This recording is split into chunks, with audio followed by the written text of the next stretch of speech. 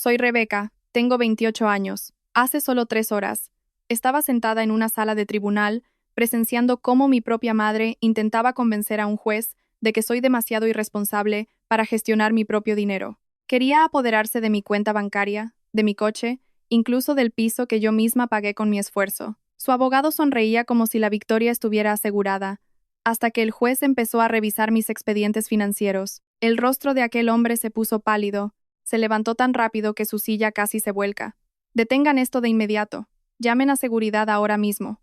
¿Desde dónde nos ven hoy? Dejen su ubicación en los comentarios y denle a me gusta, y suscríbanse si alguna vez se han sentido traicionados por su propia familia. Seguro que querrán seguir lo que sucede a continuación. Permítanme contarles cómo empezó todo este desastre. Tenía 7 años cuando mi madre decidió que yo era demasiado molesta para que ella pudiera gestionarme. Rebeca se quedará con los abuelos una temporada, anunció un martes por la mañana.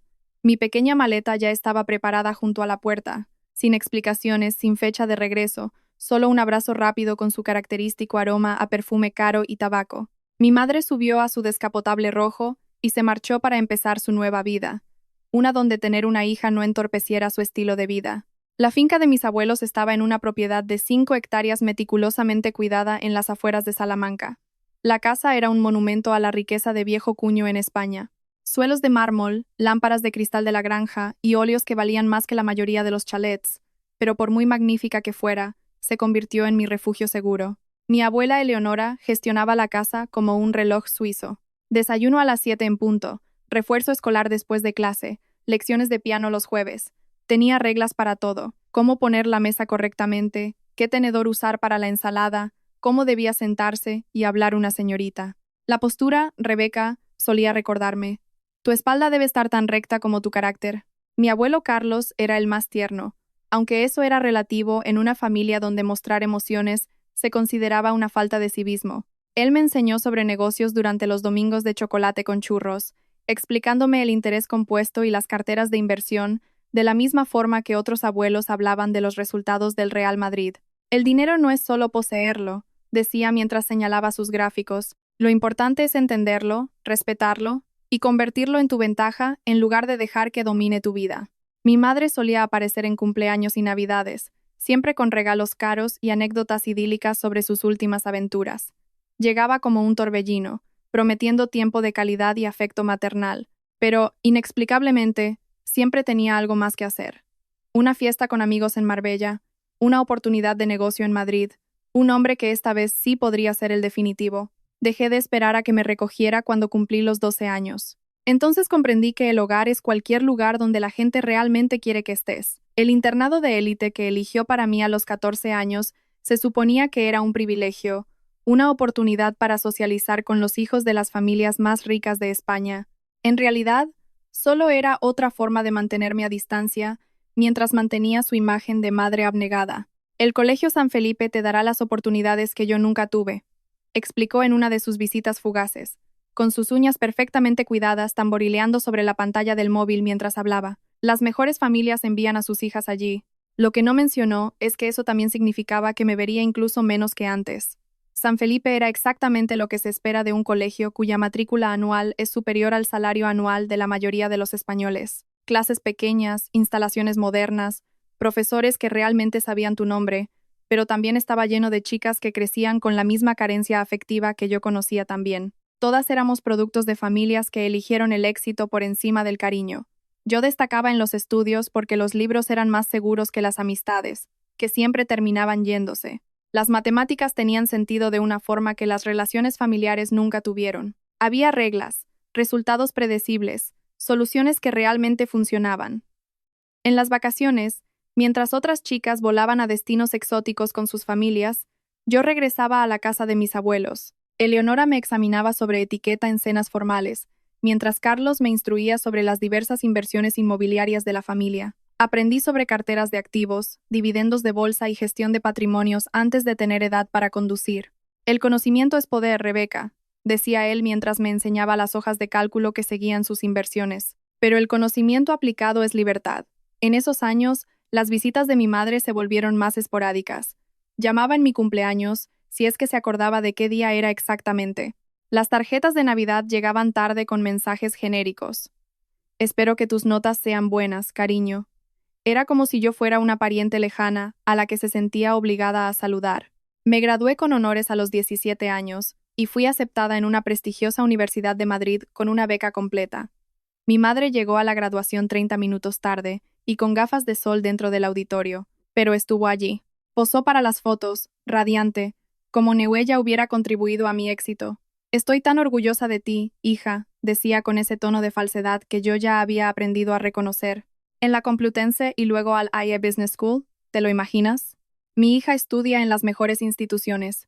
Yo sí podía imaginármelo perfectamente. De hecho, había trabajado para ello durante años mientras ella estaba ocupada siendo quien quiera que pensara que debía ser esa semana.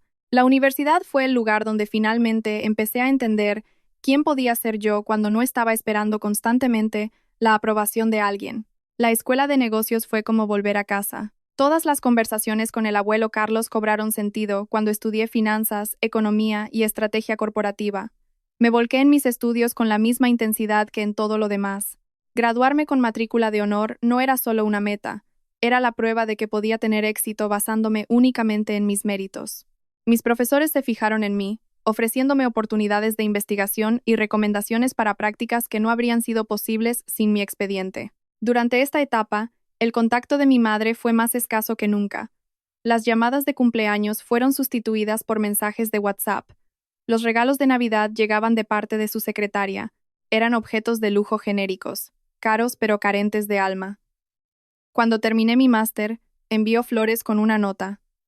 Felicidades. Muy orgullosa. La tarjeta de la floristería estaba firmada con la caligrafía de su asistente, pero, sinceramente, para entonces su ausencia me producía más alivio que abandono. Había aprendido a construir una vida sin su validación. Mi primer trabajo en consultora madrileña de finanzas empezó 3 días después de graduarme. Conseguí el puesto gracias a mi excelencia académica, unas prácticas impresionantes y lo que mi jefe describió después como la preparación de entrevista más rigurosa que había visto. Las lecciones del abuelo Carlos me enseñaron a investigar no solo la empresa, sino sus operaciones recientes, competidores y desafíos estratégicos. En 6 meses, ya gestionaba carteras para clientes cuyos gastos mensuales superaban el salario anual de mucha gente.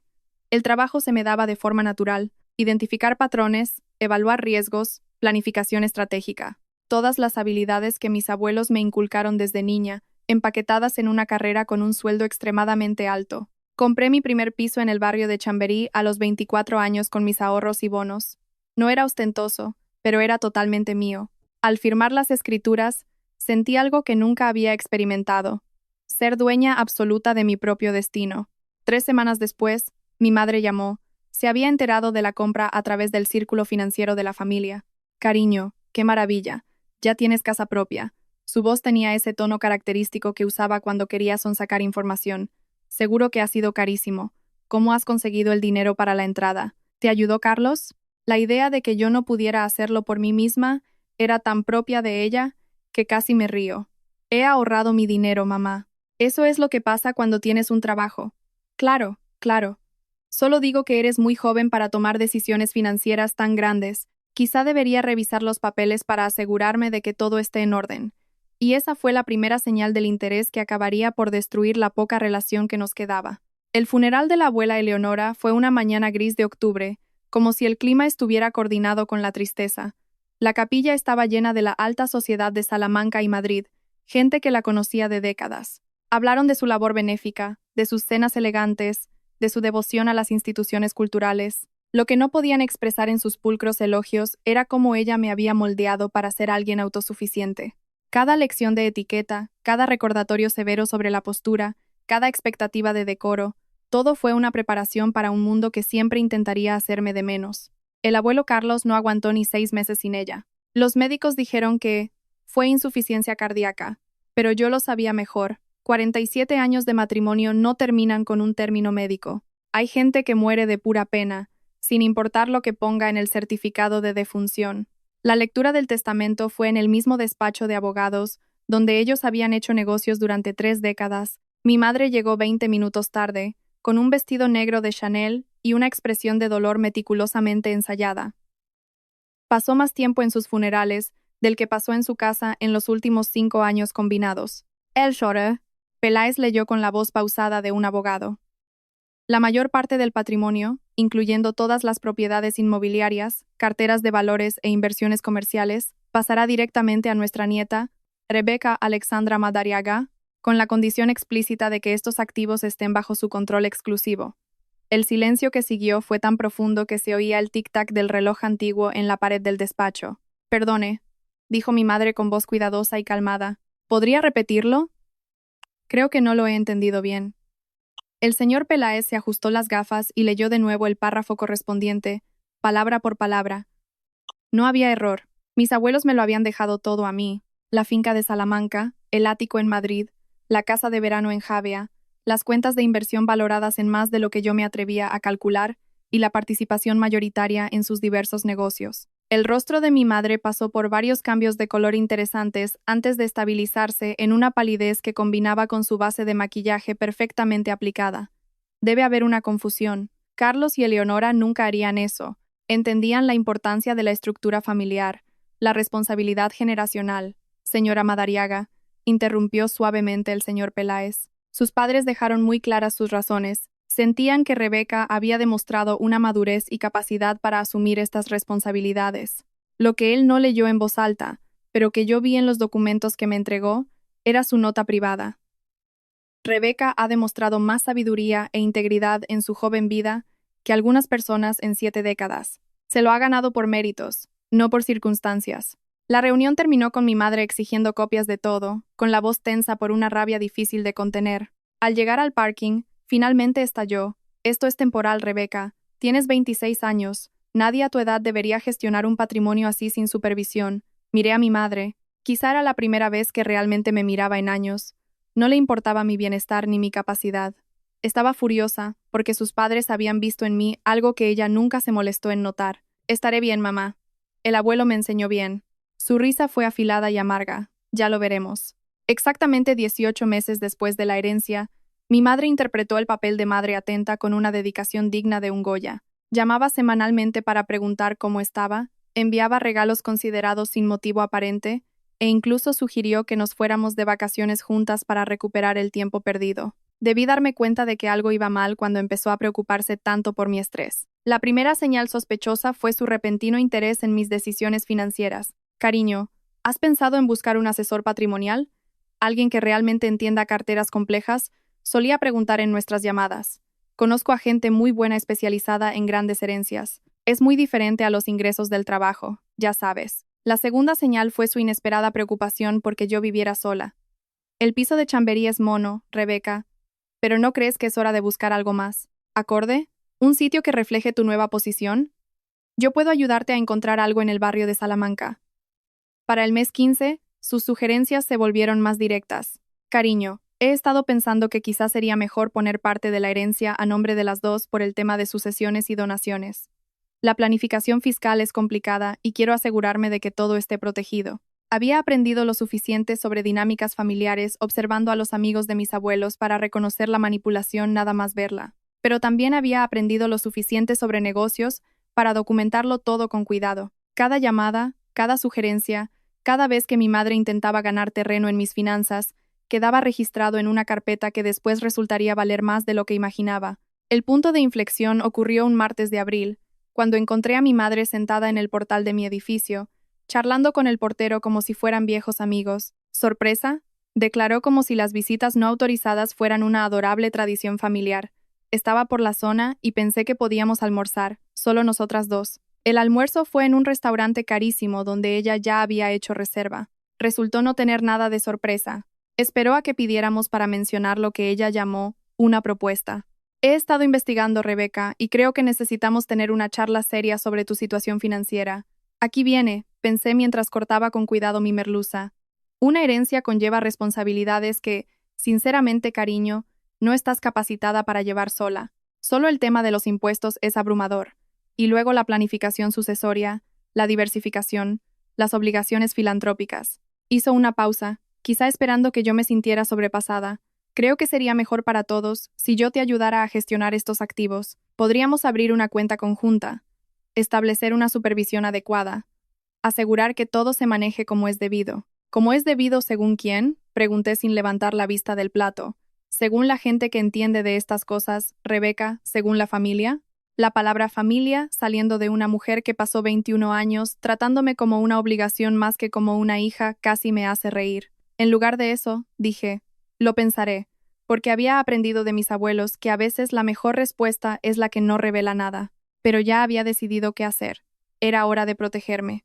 3 semanas después de aquel almuerzo sorpresa, recibí una notificación formal que lo cambió todo. No era de mi madre directamente. Es demasiado lista para eso. La carta venía de Pelayo, Williams, Asociados, un bufete especializado en lo que ellos llaman delicadamente disputas patrimoniales familiares. El lenguaje legal era denso y amenazador, pero el mensaje central era claro. Mi madre estaba solicitando al tribunal una incapacitación parcial y la tutela de mis bienes, alegando que yo no tenía la competencia mental necesaria para gestionar mi herencia. Leí el documento 3 veces. Cada vez revelaba nuevas facetas de una crueldad calculada. Según la demanda, yo era emocionalmente inestable, carecía de experiencia financiera y era vulnerable a ser manipulada por personas que quisieran aprovecharse de mi fortuna. La ironía era sangrienta. La demanda incluía testimonios de personas que apenas recordaba, parientes lejanos que decían estar preocupados por mi bienestar, antiguos conocidos del colegio que casualmente me recordaban como alguien conflictiva y aislada, incluso nuestra antigua empleada del hogar, que supuestamente había presenciado comportamientos erráticos durante mis visitas de infancia.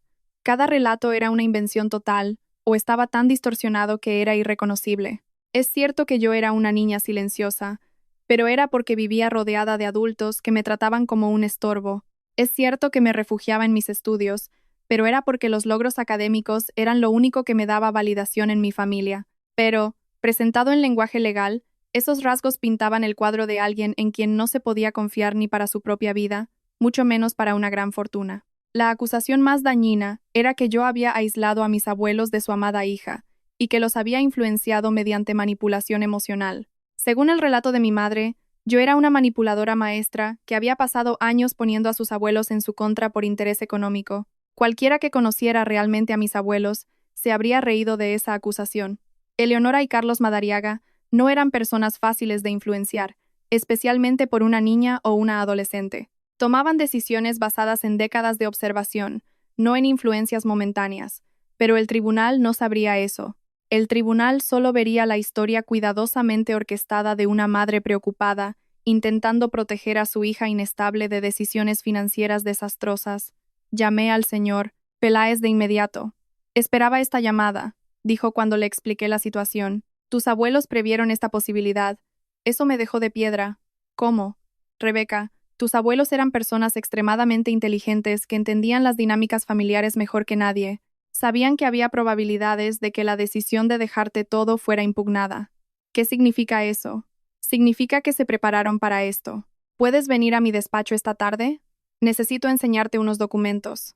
3 horas después, estaba en la oficina del señor Peláez mirando una pila de papeles que nunca había visto. Evaluaciones médicas de la salud mental de mis abuelos hasta el día de su muerte. Evaluaciones psicológicas que demostraban su competencia. Registros financieros detallados que mostraban su cuidadoso proceso de toma de decisiones durante años. Pero el documento más interesante era una carpeta gruesa titulada Evaluación de carácter y capacidad de Rebeca Madariaga. El señor Peláez explicó que mi abuelo había compilado esta carpeta durante los últimos 5 años. Incluía expedientes académicos, evaluaciones laborales, registros de gestión financiera, incluso cartas de recomendación de mis profesores y supervisores. En esencia, era un perfil integral que demostraba mi competencia y carácter. Pasé las páginas de documentos que ni siquiera sabía que existían. Mis notas del máster, evaluaciones de desempeño de la consultora, extractos bancarios que mostraban mis ahorros cuidadosos y hábitos de gasto responsables, incluso cartas de gente con la que trabajé, describiendo mi profesionalidad. Él sabía que esto podía pasar, dije, mientras la comprensión me invadía. Carlos Madariaga era un hombre de negocios que planeaba cada contingencia. Te quería, Rebeca, pero también confiaba en ti. Este documento prueba que su decisión no se basó en favoritismo o manipulación, se basó en evidencia. El último papel de la carpeta era una carta manuscrita del abuelo Carlos, fechada solo 2 semanas antes de morir. Si estás leyendo esto, significa que alguien está intentando quitarte lo que has ganado por tu carácter y capacidad. No lo permitas. Eres exactamente la persona que criamos para que fueras, fuerte, inteligente y capaz de defenderse. Usa estas fortalezas y recuerda que la mejor defensa suele ser un ataque bien ejecutado. Miré al señor Peláez, sintiendo que algo cambiaba en mi interior. Ya no era miedo, era determinación. ¿Cuándo contraatacamos? La estrategia del señor Peláez fue metódica y absolutamente implacable. Durante las siguientes 6 semanas, preparamos la batalla con una meticulosidad de la que el abuelo Carlos se habría sentido orgulloso. Cada documento fue organizado, cada testimonio verificado, cada prueba catalogada con precisión militar. El equipo legal de tu madre espera que cedas bajo presión, explicó en una de nuestras reuniones estratégicas nocturnas. Su oficina privada daba al Paseo de la Castellana, y yo veía las luces de Madrid mientras trabajábamos. Cuentan con que te sientas abrumada por el proceso, intimidada por las acusaciones, dispuesta a aceptar un acuerdo solo para que todo termine. Tomé un sorbo de café y revisé la última tanda de testimonios que habíamos recogido. Antiguos profesores, colegas de la consultora, incluso el portero de mi edificio, todos dispuestos a declarar que yo era todo lo contrario a lo que la demanda de mi madre alegaba. De lo que no se dan cuenta, dije, señalando otra parte clave de mis evaluaciones laborales, es de que no puedes ser criada por Eleonora y Carlos Madariaga sin aprender a pelear como es debido. La fase de investigación reveló exactamente lo que sospechaba y un par de cosas que realmente me chocaron. El equipo legal de mi madre había solicitado registros financieros pidiendo acceso a mis cuentas, pero cometieron un error crucial al intentar demostrar mi incompetencia. También tuvieron que proporcionar pruebas de su propia implicación en mis asuntos financieros. Fue entonces cuando descubrimos las primeras irregularidades. Rebeca, mira esto, dijo el señor Peláez, extendiendo extractos bancarios por la mesa de juntas. Estas son copias de transacciones que el equipo de tu madre presentó como prueba de tus supuestos gastos erráticos. Pero fíjate en las fechas. Me incliné hacia adelante, examinando los cargos marcados, transferencias, aperturas de cuentas, incluso solicitudes de crédito, todo fechado cuando yo estaba en la universidad y haciendo el máster. Todas supuestamente autorizadas por mí, todas tramitadas en cuentas que yo nunca abrí. Ha estado usando mi nombre y mi DNI durante años, dije, mientras todo cobraba un sentido aterrador. Mira esta solicitud de tarjeta de crédito de cuando tenía 22 años. Estuve en Barcelona todo ese semestre. Esta solicitud se hizo desde Salamanca. El señor Peláez asintió con gravedad. Tu madre ha estado cometiendo usurpación de identidad y fraude financiero durante al menos 6 años, por lo que podemos probar. Posiblemente más. ¿Pero por qué presentar esto como prueba contra mí? ¿No demuestra esto que ella es la que no es de fiar? Eso es exactamente lo que me pregunto, dijo ajustándose las gafas. O su equipo legal no revisó bien estos documentos, o asumieron que el tribunal no notaría las inconsistencias. Ambas posibilidades sugieren que están pecando de exceso de confianza. ¿Qué creen que pasará después? Dejen sus predicciones en los comentarios. Pasamos la siguiente semana documentando cada transacción fraudulenta, cada firma falsificada, cada cuenta abierta sin mi consentimiento. El patrón era claro y condenatorio. Mi madre había estado usando sistemáticamente mi identidad para acceder a créditos, abrir cuentas y tomar decisiones financieras a mi nombre, mientras construía el argumento de que yo era demasiado incompetente para manejar mis propios asuntos. La ironía, comentó el señor Peláez, es que al presentar estos papeles como prueba de tu incapacidad, ella nos ha dado evidencia documentada de sus propios delitos. Pero el descubrimiento que realmente lo cambió todo vino de una fuente inesperada. Al revisar la lista de testigos que el equipo de mi madre planeaba llamar, noté un nombre familiar, Patricia Henley, la mujer que fue asistente personal de mi abuela Eleonora durante casi 15 años. Necesito llamar a Patricia, le dije al señor Peláez. Si va a declarar por mi madre, algo va muy mal.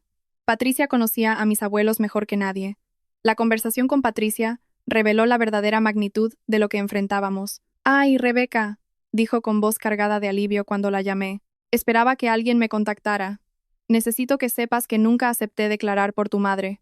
Ese bufete me llamó y me preguntó por los últimos años de tus abuelos. Les dije la verdad sobre lo lúcidos y capaces que Carlos y Eleonora fueron hasta el final, pero de alguna manera mi nombre aparece en su lista de testigos.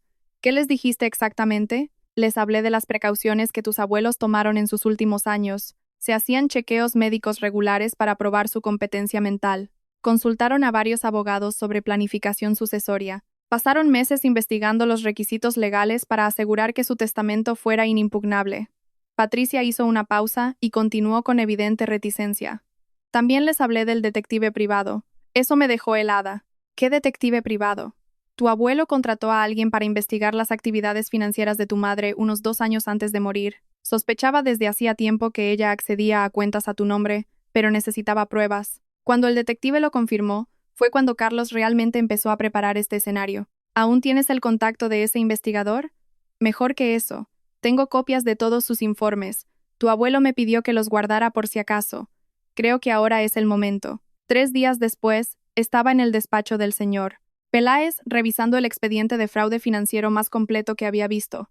El detective privado había seguido el rastro de mi madre durante casi 8 años, documentando no solo la usurpación de identidad conmigo, sino un patrón de manipulación financiera que incluía falsificación de poderes, acceso no autorizado a cuentas, y lo que parecía ser un robo sistemático a clientes ancianos con los que ella había trabajado en diversas capacidades.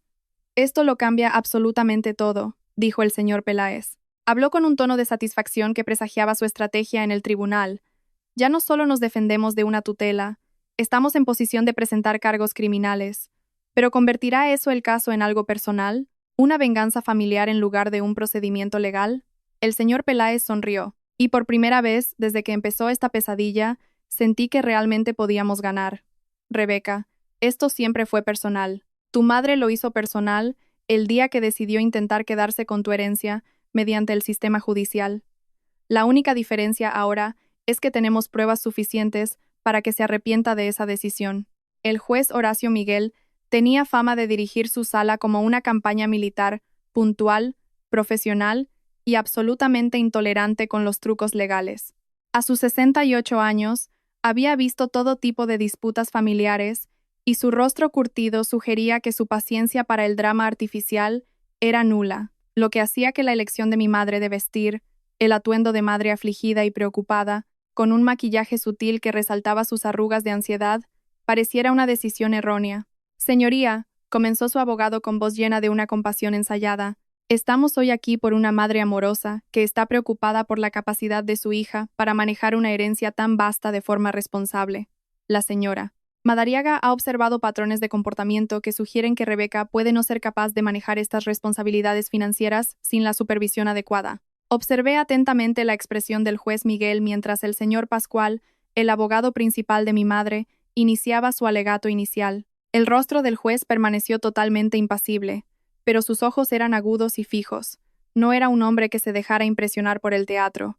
Rebeca Madariaga heredó activos por valor de unos 8 millones de euros tras la muerte de sus abuelos hace 18 meses, continuó Pascual, señalando una pila de documentos financieros. Desde entonces, ha tomado múltiples decisiones cuestionables sin consultar con sus familiares cercanos ni buscar la orientación profesional adecuada. No pedimos que se le quiten estos activos a Rebeca, simplemente solicitamos que se establezca una supervisión adecuada para proteger tanto sus intereses como su futuro. Las palabras estaban elegidas para sonar razonables, protectoras, no explotadoras. Si no supiera la verdad sobre los motivos de mi madre, quizá habría encontrado el argumento más convincente. El alegato inicial del señor Peláez fue considerablemente más breve y directo. Señoría, este no es un caso sobre proteger a una joven vulnerable de malas decisiones financieras. Es un caso sobre una madre ausente que intenta obtener el control legal sobre un patrimonio que ella cree que debería haber heredado. La evidencia mostrará que Rebeca Madariaga no solo es competente, sino que ha demostrado una gestión financiera excelente desde que recibió su herencia. Más importante aún, la evidencia revelará que la demandante ha cometido fraude financiero sistemático usando la identidad de su hija durante casi una década. Eso captó la atención del juez Miguel. Se inclinó ligeramente hacia adelante, con la mirada más enfocada. Es más, continuó el señor Peláez, probaremos que al presentar esta demanda y entregar ciertos registros financieros como prueba, la demandante ha aportado inadvertidamente documentación de sus propias actividades delictivas. Mi madre palideció. Era obvio que su equipo legal no le había advertido que podíamos tomar este camino. Señor Peláez, dijo el juez Miguel con voz controlada, esas son acusaciones graves. Confío en que tiene pruebas sustanciales para respaldarlas. Pruebas completas, señoría, incluyendo documentación recopilada por un detective privado contratado por los difuntos abuelos para investigar estas mismas actividades. El señor Pascual se levantó de inmediato. Objeción.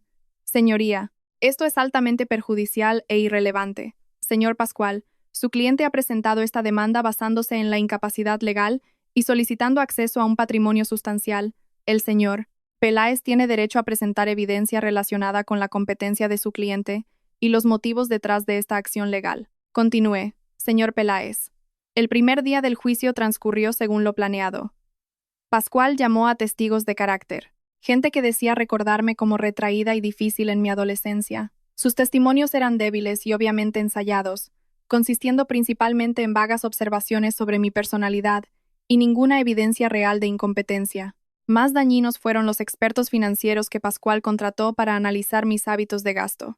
Pintaron el cuadro de una compradora impulsiva e inversora de riesgo que no investigaba ni consultaba adecuadamente.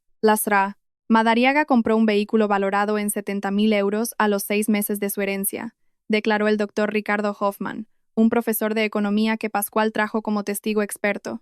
También ha realizado varias donaciones benéficas grandes e invertido sumas considerables en acciones tecnológicas que parecen especulativas. Estos comportamientos sugieren una falta de madurez emocional para gestionar un gran patrimonio. Sonaba convincente, hasta que el señor Peláez empezó el contrainterrogatorio. Dr. Hoffman, ¿investigó específicamente el vehículo que compró la señora Madariaga? Bueno, el importe parecía excesivo para alguien de su edad. El vehículo es un Tesla Model S certificado de segunda mano, con una calificación de seguridad superior y una depreciación mínima. Lo compró tras 3 meses de investigación y comparación de precios. ¿Sugiere usted que comprar un vehículo fiable y ecológico es evidencia de incompetencia? No exactamente, pero el importe. ¿Ha revisado las organizaciones benéficas que la señora Madariaga eligió apoyar? El doctor Hoffman hojeó sus papeles. Las cantidades parecían grandes dada su edad y experiencia. Las organizaciones proporcionan becas educativas para estudiantes desfavorecidos y apoyan residencias de ancianos. El tipo de causas que sus abuelos apoyaron durante décadas. ¿Es señal de incompetencia continuar con la tradición filantrópica familiar? Señor Peláez, solo digo que alguien de su edad puede no entender las implicaciones, y sobre las inversiones tecnológicas que tilda de especulativas, ¿ha estudiado a fondo las empresas implicadas? Para cuando el señor Peláez terminó de desmontar el testimonio del Dr. Hoffman, estaba claro que cada decisión financiera que tomé fue investigada y estratégica. Lo que Pascual intentó presentar como falta de juicio resultó ser todo lo contrario, pero el verdadero giro vino cuando Pascual llamó a su último testigo, mi propia madre.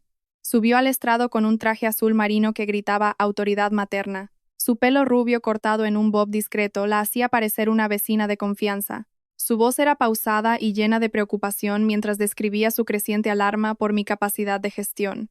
Intenté guiarla, dijo secándose una lágrima, pero Rebeca se volvió cada vez más aislada, a la defensiva ante cualquier sugerencia de ayuda. No es por el dinero, señoría, es por asegurar que mi hija no tome decisiones de las que se arrepienta toda su vida. Fue una actuación magistral, y vi a alguien en el público asentir. Si no supiera la verdad, hasta yo me habría conmovido. Entonces el señor Peláez se levantó para el contrainterrogatorio y todo cambió. Señora Madariaga, empezó con voz agradable, ha declarado que está preocupada por las decisiones de su hija. ¿Cuándo empezó esta preocupación? Fue gradual, respondió ella manteniendo su compostura. Quizá cuando heredó de sus abuelos. Ya veo. ¿Y antes de la herencia, con qué frecuencia estaba en contacto con Rebeca? Una pausa breve. La vamos a menudo. ¿Con qué frecuencia? ¿Semanalmente? ¿Mensualmente? Dependía de nuestras agendas. El señor Peláez se acercó al estrado con una carpeta. Señora Madariaga, tengo los registros de llamadas de la operadora de Rebeca de los 5 años previos a la muerte de sus abuelos. Según estos registros, usted llamó a su hija exactamente 17 veces en esos 5 años. La conversación más larga duró 4 minutos y 32 segundos. ¿Le parece eso contacto frecuente? La calma de mi madre vaciló. Los registros telefónicos no muestran la imagen completa de una relación familiar. Tiene razón. Hablemos de encuentros en persona. En esos 5 años, ¿cuántas veces visitó a Rebeca en la universidad o en su piso? Es difícil cuantificarlo con exactitud. ¿Cree que fue más de 5 veces? ¿Más de 3? ¿Siquiera 2? El silencio se prolongó. Señora Madariaga, por favor responda. Nuestra familia no expresa el afecto con visitas constantes y llamadas, dijo mi madre con voz afilada. Creemos en la independencia, en dejar que los jóvenes construyan su vida. Y sin embargo, ahora pide a este tribunal que le quite esa independencia por completo, comentó el señor Peláez. Un cambio de filosofía interesante. Pasemos a sus preocupaciones financieras. Ha declarado que ella toma malas decisiones sin consultar a la familia. ¿Cuándo exactamente la consultó ella sobre finanzas antes de la herencia? Hablábamos de su elección de universidad, de su carrera. Le pregunto específicamente por asesoramiento financiero. ¿Le pidió Rebeca dinero alguna vez? ¿Le pidió consejos sobre inversiones? No. Pero de hecho, ¿no es cierto que Rebeca ha sido financieramente independiente desde que se graduó y nunca le ha pedido apoyo? Eso no es relevante. ¿Qué es relevante, señora Madariaga? ¿Por qué una mujer que ha sido totalmente independiente durante 6 años necesita de repente su supervisión financiera? El rostro de mi madre empezó a enrojecer. El maquillaje no ocultaba su inquietud. 8 millones de euros es mucho dinero. Cualquiera se beneficiaría de una guía adecuada. Hablemos de guía adecuada, dijo el señor Peláez más severamente. ¿Sabe algo de una cuenta en el Banco Santander abierta a nombre de Rebeca en marzo de 2019? El rostro de mi madre palideció tanto que pensé que se desmayaría. No sé de qué habla. Permítame refrescarle la memoria. El señor Peláez sacó un extracto bancario. Es una solicitud de tarjeta de crédito a nombre de Rebeca cuando estudiaba en Barcelona, se envió desde su dirección en Salamanca y usa su letra. ¿Puede explicar cómo ocurrió? El señor Pascual se levantó. Objeción. Esto está fuera del alcance de este juicio. El señor Peláez respondió con calma. La demandante ha pedido al tribunal determinar si Rebeca Madariaga es competente para gestionar sus finanzas. La evidencia de fraude usando su identidad es directamente relevante tanto para su competencia como para los motivos tras la demanda. Denegada. Señora Madariaga, responda. Mi madre miró el documento largo tiempo. Sus manos temblaban visiblemente. Debe haber un error. Señora Madariaga, tengo 14 documentos similares de los últimos 7 años. Préstamos, cuentas bancarias, todo a nombre de su hija, desde su dirección, escrito por usted. ¿Puede explicar estos errores? El tribunal estaba en silencio absoluto. El juez Miguel se inclinó hacia adelante. Su expresión ya no era neutral, sino de profunda preocupación. Intentaba ayudarla a construir historial crediticio. Empezó débilmente mi madre, sin su consentimiento ni permiso. Tenía un poder notarial. Por favor, enseñe al tribunal ese poder. Otro silencio largo. No era formal, pero como su madre. Señora Madariaga, no existe el poder notarial informal. O tenía autoridad legal, o estaba cometiendo fraude. ¿Cuál es? Pascual intentó objetar de nuevo, pero el juez lo descartó. En ese momento, el juez observaba a mi madre con una atención de investigador activo. Pasemos a otro tema, prosiguió el señor Peláez. Ha declarado que le preocupa el aislamiento de Rebeca. ¿Cuándo fue la última vez que intentó mantener una relación con ella que no fuera sobre finanzas? Siempre hemos sido cercanas. Señora Madariaga, ¿cuándo es el cumpleaños de Rebeca? La pregunta fue como un rayo. Los ojos de mi madre se abrieron con pánico. ¿Su cumpleaños? Es en primavera. ¿Qué día? No entiendo. Señoría, es una pregunta irrelevante. Señoría, intervino Peláez, es una pregunta sobre conocimiento familiar básico. Si la señora Madariaga está tan preocupada por su hija, sabrá cuándo nació. El juez asintió. Responda, señora Madariaga. La voz de mi madre fue casi inaudible. Algún día de abril. Tendría que mirar mi agenda. El 15 de abril, dijo el señor Peláez con rotundidad. El cumpleaños de Rebeca es el 15 de abril. Hoy cumple 28 años. De hecho, felicidades, Rebeca. Yo ni siquiera me había dado cuenta hasta ese momento. Con todo el estrés, lo había olvidado por completo. Pero mi madre también lo había olvidado. Y todos en la sala lo vieron. Señora Madariaga, continuó el señor Peláez con desdén, no sabe el cumpleaños de su hija. Apenas ha hablado con ella en años. Nunca la ha apoyado.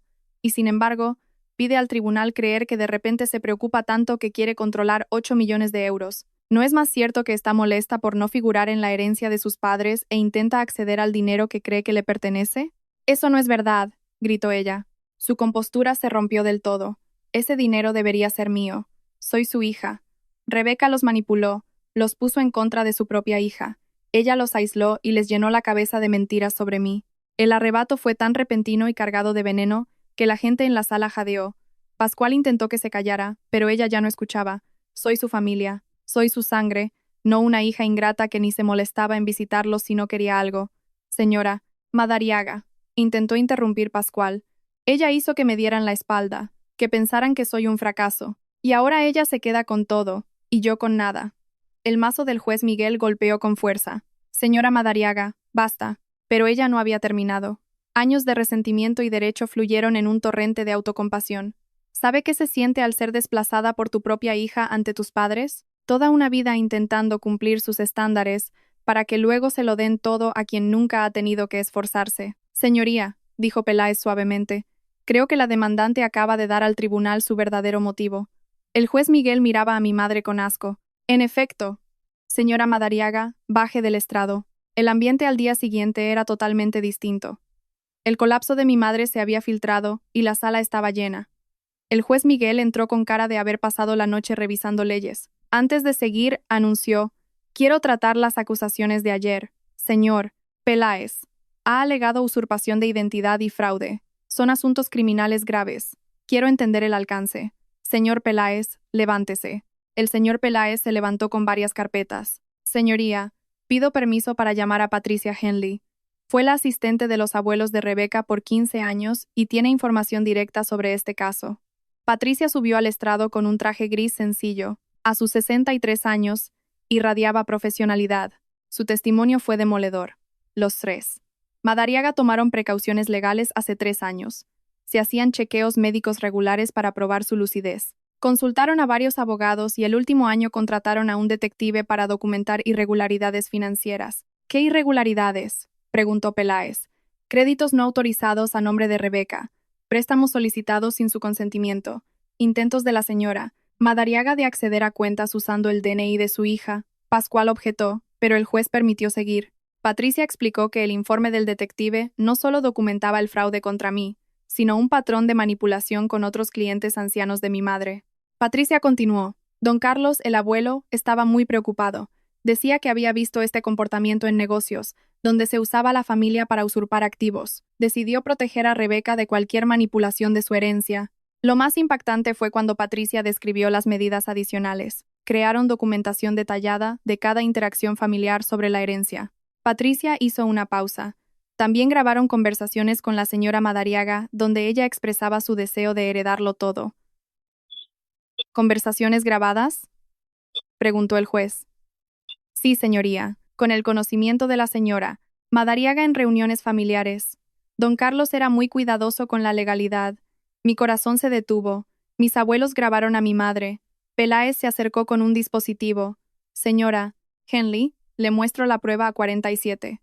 La reconoce. Es una de las grabaciones hecha 8 meses antes de morir.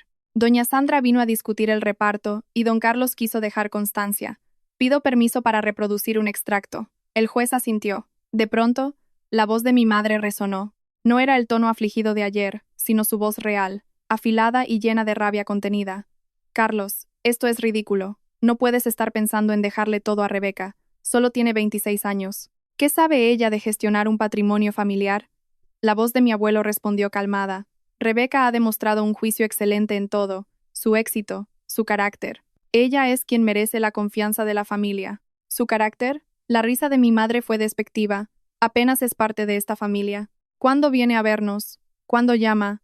Aparece en fiestas y actúa como si perteneciera aquí. Pero, ¿dónde estaba cuando la necesitabas? Cuando Eleonora enfermó, Rebeca estuvo aquí cada fin de semana durante 6 meses, respondió mi abuelo tajante. Pidió excedencia en su trabajo para llevarla a los médicos. Ella coordinó todo. Sandra, ¿dónde estabas tú? El silencio en la grabación fue incómodo. Al final, mamá dijo: eso es distinto, tengo mi vida. Pero esta herencia es dinero de la familia Madariaga. Debería quedarse en la familia. Rebeca es familia, es nuestra nieta. El derecho es de los hijos primero, luego nietos. Así funcionan las familias decentes. Las familias decentes, dijo mi abuelo, toman decisiones basadas en el mérito, no solo en la sangre. Se acabó la charla, Sandra. La grabación terminó en un silencio absoluto. Pascual se levantó alegando que estaba fuera de contexto. El juez lo cortó. Su cliente ha declarado que le preocupa el bienestar de Rebeca. Esta cinta muestra que su motivo es la rabia por no heredar. ¿Cómo se saca eso de contexto? Pascual no tuvo respuesta, pero Peláez no había terminado. ¿Hay más cintas? Varias. Una de 3 semanas antes de morir donde ella jura que impugnará cualquier testamento donde no sea la heredera principal. El murmullo en la sala creció. El juez pidió orden. Señoría, dijo Peláez, tengo 2 extractos más. Uno era sobre mi carrera. Está desperdiciando su título, decía mi madre. jugando con dinero ajeno en lugar de hacer algo útil. Sandra, respondía mi abuelo, Rebeca gestiona carteras de 30 millones de euros. Los clientes confían en ella para su futuro. Si eso no es responsabilidad real, no sé qué lo es. El dinero no es lo mismo que el patrimonio familiar. Eso requiere entender el linaje, el estatus. Rebeca ve el dinero como números en una tabla. Ella lo trata con el respeto que merece. Entiende que la riqueza es una herramienta para usar con sabiduría, no un símbolo para presumir. La última grabación fue peor.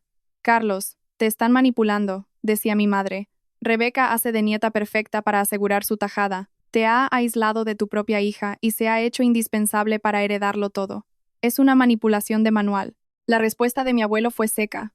Rebeca no nos ha aislado de nadie. Es la única que mantiene una relación genuina con nosotros. Venía siempre, no solo por emergencias o cuando necesitaba algo. Nos trata como personas, no como cajeros automáticos. Esa es la diferencia. Al terminar, mi madre miraba al suelo, pálida. Su mentira había sido expuesta. El juez miraba a mi madre con asco. Señor Pascual, ¿quiere su cliente retirar la demanda? Pascual susurró con mi madre. No, señoría. Mantenemos que Rebeca necesita supervisión. Era un intento desesperado, pero ya era tarde. El juez asintió.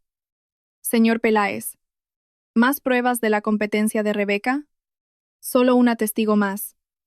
Llamo a Rebeca Madariaga. Subir al estrado fue extraño. La sala estaba llena de ojos fijos en mí mientras juraba decir la verdad. Peláez empezó con preguntas directas. Rebeca, heredaste 8 millones hace 18 meses. ¿Qué has hecho con ellos? Yo estaba preparada. He mantenido la estructura de inversión de mis abuelos, que funcionaba bien. Hice ajustes para diversificar y reducir riesgos. Nada especulativo. ¿Ejemplos? Pasé el 15% de los activos a fondos más seguros. Creé una fundación filantrópica siguiendo el ejemplo de mis abuelos y reservé fondos para el mantenimiento de las propiedades y los impuestos.